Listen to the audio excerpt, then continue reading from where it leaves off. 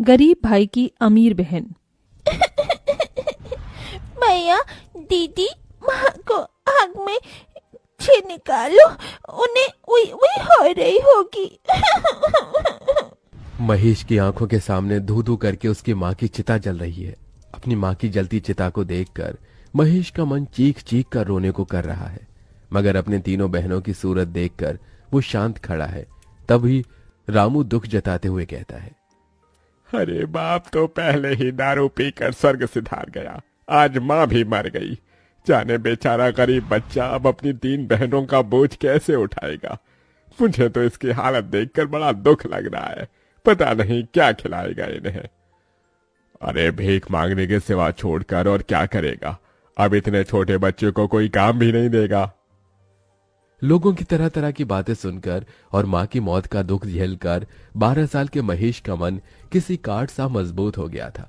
उसने अपनी आंखों से बहते आंसू पोंछे और कहा, ना मैं भीख मांगूंगा, ना मैं अपनी बहनों की भीख मांगने दूंगा। मैं मेहनत करके कमाऊंगा।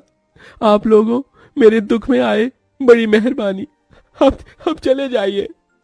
महेश समझ गया था कि इस दुनिया में हर किसी को अपनी मदद खुद ही करनी पड़ती है। महेश 6 महीने की नंदिनी को गोद में लिए अपनी बाकी 2 छोटी बहनों योगिता और प्राची के साथ अपनी टूटी फूटी झोपड़ी में आ गया। तभी 5 साल की प्राची ने भूख जताई। भैया भूत लगती है, खाना चाहिए, माँ तो मर गई, अब हमको खाना बनाकर कौन खिलाएगा। अपनी गरीब बहन की बात सुनकर महेश की आंखों में आंसू की बदरा बरस गई। अरे छुटकी, तेरा भैया है, मैं बनाऊंगा खाना। फिर जैसे वो राशन के डिब्बे में देखता है तो बस थोड़े से चावल रखे होते हैं। महेश चूल्हे का धुआं सहकर गीले चावल बनाने लगा और दोनों बहनें योगिता और प्राची नंदिनी को गोद में लिए टकटकी लगाई चूल्हे की ओर देखती रहीं। तभी महेश का हाथ जल गया। माँ! क्या हुआ भैया, आप ठीक तो हो? योगिता को अपने गरीब भाई से बहुत लगाव था। हाँ बहन, मैं ठीक हूँ। थोड़े से चावल में उसने बहनों को खिलाया और खुद भूखे सो गया, मगर मारी चिंता के उस गरीब भाई को नींद भी कहाँ आई। आज थोड़े चावल थे तो दिन कट गया, मगर मुझे काम ढूंढना होगा। अगले दिन महेश काम ढूंढने निकल गया और लखन से कहा, चाचा आप जिस फैक्ट्री में काम करते हो वहां मुझे भी कोई काम दिला दो। अरे ना बाबा ना, तुझे काम दिलाकर मुझे जेल में चक्की नहीं पीसनी, जा भाग यहां से। महेश निराश होकर दिन भर तपती धूप में भटकता रहा। उसके पैरों में एक चप्पल भी नहीं थी, शरीर पर एक मैला कुचैला जगह जगह से फटा हुआ एक शर्ट। तभी वो लच्छू दास के ढाबे पर आया। मोटा ताजा शरीर और निकला हुआ पेट लिए वो कुर्सी पर पसरा था। अरे जल्दी से ये प्लेट धो, ग्राहक खाने के लिए खड़े हैं। अरे ओ पप्पू, कहाँ गया तू? तभी महेश तवाक से बोला, सेठ जी मैं सारी प्लेट धो दूंगा, काम की बहुत जरूरत है मुझे, दया करके काम दे दीजिए। इस दुनिया में एक गरीब का फायदा हर कोई उठाता है।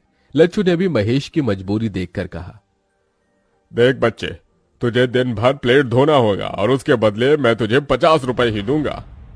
अरे आप जो देंगे मुझे मंजूर है। 50 रुपए कमाने के लिए अब दिन भर गरीब महेश ढाबे के गंदे झूठे प्लेट धोता ताकि अपनी बहनों को भरपेट खिला सके। अपनी बहनों को पढ़ाने के लिए मुझे और मेहनत करनी होगी, 50 रुपए में तो पेट भी नहीं चलता। ढाबे के साथ महेश अब हर सवेरे अनाज की बोरी उतारता और पैसे जमा करके बहनों को दाखिला दिला देता है। अपनी हर तनख्वाह से वो तीनों के लिए तोहफे खरीद कर लाता और फटे कपड़ों में रह जाता। इसी तरह 18 साल बीत जाते हैं। फिर एक दिन, नंदिनी, प्राची, योगिता। भैया आ गए आप? ये देखो मैं तुम्हारे लिए क्या लाया हूँ। योगिता, ये तोहफा तुम्हारे लिए। शुक्रिया भैया। और ये संतरी और गुलाबी रंग का सूट प्राची और नंदिनी तुम्हारे लिए। तभी दोनों घमंड से सूट लेने से मना कर देती हैं। भैया हमें नहीं चाहिए ये गरीबों की 2 कौड़ी का सूट। भाई प्राची, भैया हमारे लिए कितने प्यार से लाए हैं। योगिता दीदी, अगर तुम्हें इतना ही पसंद है तो तुम रख लो ये घटिया सूट। और भैया, अब आपकी बहनें बच्ची नहीं रही, बड़ी हो गई हैं, हमें कुछ ढंग का ला कर दिया कीजिए। ये ठेली फेरी वाले कपड़े हम नहीं पहनेंगी। यू नो वॉट भैया, हमारी सहेली इतने अमीर घर से आती हैं, एक एक कपड़े लाखों के पहनती हैं, और तो और किसी की डैडी बिजनेसमैन है, किसी की सरकारी नौकरी में, और हमारा भाई आज भी ढाबे पर बर्तन मांजता है। हमें खुद में सोचकर इतनी शर्म आती है। अरे क्या जिंदगी भर औरों की गुलामी करते रहोगे? नंदिनी की इस तरह की बात से उस गरीब भाई के दिल को बहुत ठेस पहुंचती है और बहनों की खुशी की खातिर वो ढाबे का काम छोड़कर अब एक कॉलेज के बाहर समोसे बेचने लगता है। समोसे ले लो समोसे, खस्ता समोसे। बस भगवान, शुरुआत तो कर दी है, कृपा करना काम जम जाए तो फिर बहनों की शादी भी करनी है। तभी कॉलेज से निकलते ही नंदिनी और प्राची अपने भाई को देखकर तिलमिला जाती हैं और घर आकर महेश को सुनाती हैं। भैया, पूरी दुनिया में आपको हमारा ही कॉलेज मिला था समोसे बेचने को। प्राची दीदी, इन्होंने तो कसम खा रखी है हमारी इज्जत मिट्टी में मिलाने की। ये सुनकर महेश रो पड़ा। प्राची, नंदिनी, अपने गरीब भाई को माफ कर दो, मुझसे भूल हो गई। महेश की तीनों बहनों के स्वभाव में बड़ा अंतर था। योगिता महेश के दुख दर्द को समझती थी, जबकि नंदिनी और प्राची घमंडी बर्ताव रखती थी। कुछ दिन बाद महेश ने योगिता की शादी एक गृहस्थ परिवार में कर दी। देख माँ, आज इस गरीब भाई ने एक बहन का घर बसा दिया। योगिता भी खुश थी। वहीं प्राची और नंदिनी ने कहा, भैया, आपको हमारे लिए रिश्ता देखने की कोई जरूरत नहीं, क्योंकि हमने अपना जीवन साथी चुन लिया है। पर लड़का कौन है, क्या करता है? चिंता मत कीजिए भैया, वो योगिता दीदी के पति की तरह चपरासी नहीं जिसे आपने पसंद किया था। देखिए भैया, सारी जिंदगी तो इस गरीबी के सिवा आपने हमें कुछ दिया नहीं। कम से कम हमारी शादी ढंग से करना, क्योंकि हमारे होने वाले ससुराल वाले बहुत इज्जतदार हैं और आपकी तरह गरीब नहीं। जैसे तैसे कर्ज लेकर महेश दोनों बहनों की शादी बड़ी धूमधाम से कर देता है। दोनों अपने आलीशान ससुराल में खुशहाल तरीके से रहने लगती हैं, मगर महेश बड़े कर्ज में आ जाता है, जिसके चलते वो दिन रात काम करता है। एक दिन दोनों अमर बहनें 5 स्टार होटल में अपनी सहेलियों के साथ आती हैं। OMG गाइस, शादी के बाद तुम दोनों की तो बात ही बदल गई है। यार, बड़ी भूख लगी है, जल्दी से ऑर्डर दे दो। वेटर। जी मैडम। फिर जैसे ही दोनों अमीर बहनें गरीब भाई को वेटर के भेष में देखती हैं, तभी नीता कहती है, हे नंदिनी, इस वेटर की शक्ल तो तुम्हारे भाई से मिलती है। नो नीता, हमारा कभी कोई भाई नहीं था। ये सुनकर महेश का दिल ढहक ढहक कर रो देता है। मेरी गरीब हैसियत की वजह से आज मेरी अमीर बहनों ने मुझे भुला दिया। इस दुनिया में दौलत के आगे रिश्ते का कोई मोल नहीं है।